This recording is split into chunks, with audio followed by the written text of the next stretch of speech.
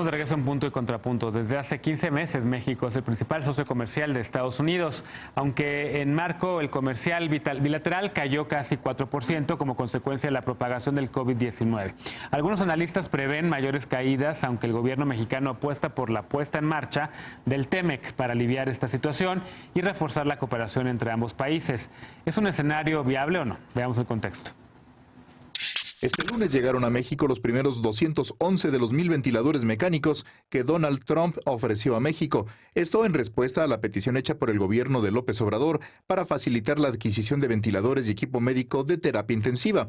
El canciller Marcelo Ebrard dijo que fue gracias a la intervención de Trump que se pudo hacer la compra. La cooperación entre ambos países durante la emergencia sanitaria fue abordada desde marzo, cuando se acordó preservar el comercio y los servicios críticos pese a las restricciones de viaje. A inicios de abril, López Obrador solicitó a Trump intervenir para que México pudiera comprar equipo médico.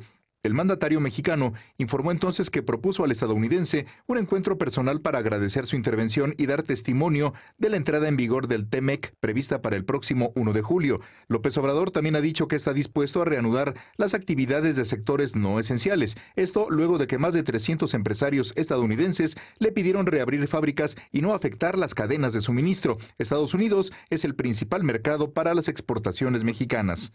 Nos necesitamos mutuamente. Punto y contrapunto. Rodrigo, a ver, tú estás encabezando una iniciativa que se llama North American Project, una iniciativa que trata de retratar la vida bilateral o la vida binacional en tiempos del COVID-19. ¿Cómo nace esta iniciativa? ¿Por qué nos cuentas un poco cómo la ven desde allá y cómo están volteando a ver también a la sociedad mexicana y la política por acá? Porque la relación bilateral entre México y Estados Unidos siempre ha sido complicada y arrancó, por supuesto, con la llegada de Donald Trump a la presidencia y con Andrés Manuel López Obrador también en México, pues con desconfianza, y ahora parece ser que nos está yendo muy bien bilateralmente en esta relación. ¿Cómo lo ves? Bueno, ya lo dijiste, es una relación muy compleja, histórica. El proyecto de North American Project inició hace precisamente 4 años y medio durante las campañas. La idea, un grupo de binacionales mexicoamericanos comenzamos a ver lo que mucha gente comenzó a ver, que es este incremento en el discurso, en la narrativa xenófoba y discriminatoria hacia los mexicoamericanos, particularmente del candidato en aquel entonces Trump, pero empezamos a ver plataformas digitales de opinión pública, particularmente de lo que se le denominó el alt-right o la ultraderecha en medios digitales, y también, hay que decirlo, de ciertos medios liberales que tienden a estereotipar, digamos, a la experiencia binacional o al mexicoamericano. Entonces, el proyecto es una plataforma digital, northamericanproject.com, y apuesta precisamente a transformar las narrativas que tienden a estereotipar la experiencia binacional.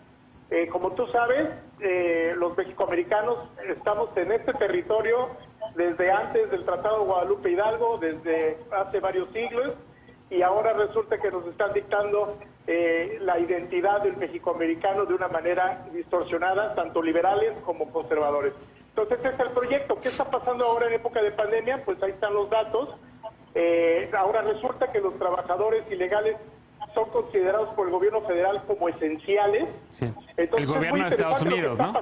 Sí, ahorita en época de pandemia, pues ahora sí ya somos todos amigos, y está bien, porque es parte también de esta, a veces, disfuncionalidad de la relación bilateral. Pero ojo, es muy importante también visibilizar las historias de todos los mexicoamericanos que están actualmente jugándose la vida en aquellos trabajos de conduciendo transporte, en los supermercados.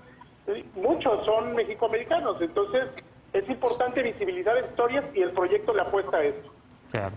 Ahora, ¿qué cosas parecidas ves entre ambas naciones, Rodrigo? Porque pues, no solamente el sistema político de la que somos ambos países una federación, está muy politizado también el tema allá, los demócratas, digamos, si volteas a ver el mapa en Estados Unidos de los estados que ya han reabierto algunas actividades económicas, pues prácticamente son los republicanos contra los estados de las costas, que son los demócratas, y los que están todavía diciendo no haber más jornada de sana distancia, como decimos en México todavía.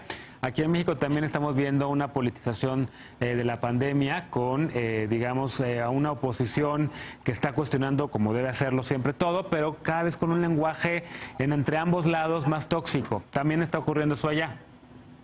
Así es, y bueno, es inevitable las fricciones, como bien dijiste. Estados Unidos es eso, es una unión de estados, donde los estados tienen facultades pues propias para definir y digamos dictar las políticas públicas de su propio estado. Entonces eso, incluso estados que son del mismo partido del presidente en turno, pues están teniendo fricciones porque la coordinación se convierte en algo muy complicado. Por supuesto que lo estamos viendo en México, y aquí lo importante es, como ya lo comentó también la embajadora y la subsecretaria, hay que establecer mecanismos de coordinación y afrontar estos problemas porque son problemas globales, ¿no? Claro. Subsecretaria Delgado, también estábamos viendo una nota sobre este puente aéreo que también hay ya entre México y me parece que el estado de Nevada, ¿no? Para traer estos respiradores que están llegando y que se compraron también a Estados Unidos de una empresa suiza, me parece. El vocero de la Cancillería, Roberto Velasco, publicó un artículo en el periódico El Universal también hablando sobre esta cercanía en la cooperación bilateral. ¿Cómo lo ves? Mira, es muy interesante, Genaro, porque ya hablamos un poco de lo que es la diplomacia multilateral, todo lo que estamos haciendo con las Naciones Unidas, lo que estamos haciendo del puente aéreo de China, pero en este contexto de la pandemia, a pesar de lo cruento y de lo terrible que es que se mueran una gran cantidad de personas por un virus que está afectando esta salud de las personas, los insumos que se necesitan para poder atender a las personas que tienen la enfermedad, pues están en un mercado seco casi. Hoy tenemos una lucha salvaje por todos estos materiales e insumos que son de primera necesidad para los países, y es aquí en donde esta diplomacia bilateral ha tenido un juego muy relevante. ¿Por qué? Porque en un mercado seco, de enorme escasez, en donde existe acaparamiento, en donde hay mercado negro, en donde fluctúan enormemente los precios de todas las cosas, desde una mascarilla a un ventilador, es necesario la intervención de los estados que van priorizando a dónde quieren enviar y a quién quieren ayudar, y las relaciones bilaterales cobran enorme relevancia. Ustedes vieron cómo en Europa, por ejemplo, hubo países que pues detuvieron aviones y no dejaron salir los pedidos de mascarillas a otros países, o cerraron definitivamente las fronteras. Sí. Pasó en Estados Unidos a la venta de ventiladores al exterior, y es única y exclusivamente con la tradición diplomática de México que se ha podido romper toda esta, pues no sé, esta práctica, por un lado, sí monopólica, sí difícil de conseguir, en un mercado muy salvaje, para poder acceder poco a poco a lo que necesita México para enfrentar la pandemia. Ahora, evidentemente todo esto lo está vendiendo Estados Unidos, tampoco es que lo esté regalando. Otra pregunta sobre la cooperación bilateral, embajadora. Hay también, por supuesto, ya hemos visto en fechas recientes notas que indican que hay ya presión en Estados Unidos para que no se detengan las cadenas de producción, los suministros que hay entre ambos países. El canciller Ebrard dijo que sí, que se tendría que reabrir la economía, pero siempre y cuando pensando sobre todo en la situación de la salud y de los trabajadores mexicanos de la maquila a lo largo de la frontera y demás. ¿Cómo ves este tema? Porque la industria automotriz, también aquí en México, algunos gobernadores están pidiendo que se reabran ya, pero evidentemente, ¿por qué? Porque estamos conectados con la economía estadounidense, pero evidentemente el tema de salud, como dijo también el canciller, les preocupa. ¿Fue una pregunta para mí o para no, perdón, para la subsecretaria, dije embajadora. Gracias, Genaro. Sí, subsecretaria. Me repito la pregunta. Sí, no, era el tema de la insistencia que hay o la presión que hay por parte del gobierno de Estados Unidos y por parte de empresarios en Estados Unidos de ya reabrir también algunos sectores de la economía que están prácticamente muy conectados, el sector automotriz, la maquila, para no detener cadenas de suministro. Decía yo, subsecretaria, que el canciller Ebrard dijo recientemente que sí, que hay que ir pensando, digamos, en esta reactivación económica, pero pensando sobre todo en la salud de los trabajadores de la maquila y de la industria automotriz en México. ¿Cómo ves este tema? Mira, Genaro, este es un tema de timing. Desafortunadamente, pues los las olas de la pandemia no coinciden entre todos los países como nos gustaría y tampoco coinciden con las cadenas de valor ni de las cadenas de producción y de mercado que tenemos entre los diferentes países con los que tenemos tratados comerciales. México tiene que ver por qué su estrategia de salud pueda lograr y conseguir que la población pues no tenga una elevación impactante en el contagio, y por eso en todo el mundo lo que se hace es hacer este cierre de industrias. Pero también tenemos que pensar lo más pronto posible en cómo vamos a ir reabriendo los diferentes sectores de la economía.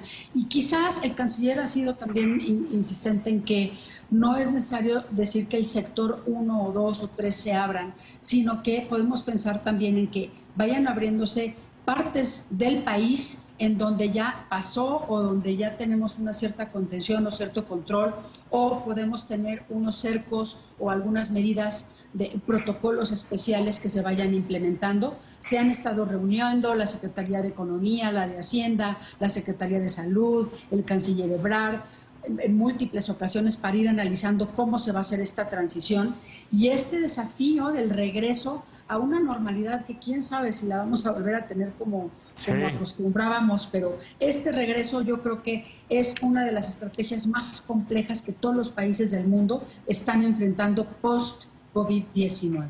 Sin duda. Embajadora, ¿cómo ves estas iniciativas de retratar la pandemia de una manera binacional como esta que encabeza Rodrigo con el North American Project? Bueno, también es una opinión más personal, ¿no? Pero tuve la oportunidad el día de ayer de ver una presentación del proyecto del North American Project y me pareció una iniciativa tan importante y tan actual. Y justo hoy por la mañana el secretario general de la ONU, el señor Antonio Guterres, comentaba que a pesar de que al coronavirus no le importa quiénes somos, dónde vivimos o qué creemos, esta pandemia continúa desatando un tsunami de odio y xenofobia, ¿no? Así que Noruega también, en la historia y también hoy en día, batallamos con este discurso de odio y a nivel nacional. Y por supuesto todos estos esfuerzos que se hace ahora también en nuevas plataformas digitales son iniciativas que aplaudimos y nos sumamos a estos esfuerzos internacionales para terminar con este discurso de odio. Así que felicidades, Rodrigo, por un proyecto muy importante. Gracias, embajadora. Regresamos contigo para hablar también sobre este tema. ¿Cómo están viendo ustedes esta presión que hay ya en varios sectores de la economía en Estados Unidos para que se restablezcan las cadenas de producción en México, para que no se cierre la economía de ambos lados de la frontera? Bueno, pues como comentamos, pues es por estados. Esta presión obviamente se incrementa en estados cuya economía o cuyas cadenas de valor obviamente dependen del comercio con México. Hablamos, por ejemplo, que todo el sector médico, el quinto socio comercial de Estados Unidos para productos médicos es México, solo después de China. Entonces, ahí hay una dependencia en temas de suministro también, para ciertos productos, ¿no? Entonces, hay mucha presión por la reapertura. Ese es el debate que está teniendo ahorita Estados Unidos a nivel nacional. Y es un debate que pues, muy racional en algunas ocasiones, muy irracional en otras, pero pues es producto de una situación totalmente atípica en la que se van a generar odios. Ustedes ya ven, por ejemplo, detalles como tan graves, tan lamentables como lo que pasó en Georgia con el asesinato de este afroamericano. Bueno, pues son pequeñas cosas que pueden prender y asusados, digamos, por la narrativa de odio que ya comentaba la embajadora, pues se pueden detonar, pues, conflictos sociales importantes. Hay que decirlo, después de la pandemia es un escenario muy común, después de crisis económicas y emergencias sanitarias tan fuertes, que se exacerben estos sentimientos nacionalistas, proteccionistas, xenófobos. Eso hay que considerarlo ya como un escenario muy, muy probable. Entonces hay que estar muy atentos ahí. No queremos más tiroteos como el del Paso del año pasado, que fue el primer ataque hacia la comunidad mexicoamericana. Y no queremos que la gente repita este tipo de expresiones, que la lleve al límite, digamos, de su radicalismo, ¿no? Claro.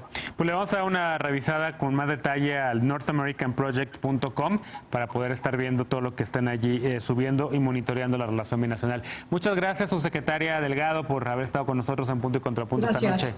Gracias, embajadora Giverin. Muchas gracias, ha sido un gusto. Gracias, Rodrigo, y a los tres un abrazo a la distancia y estén sanos, cuídense mucho. Muchas gracias, un abrazo. Gracias a los tres, Muchas buenas gracias. noches. Hacemos una pausa y regresamos para despedirnos con la paparrucha de la noche, no te vayas.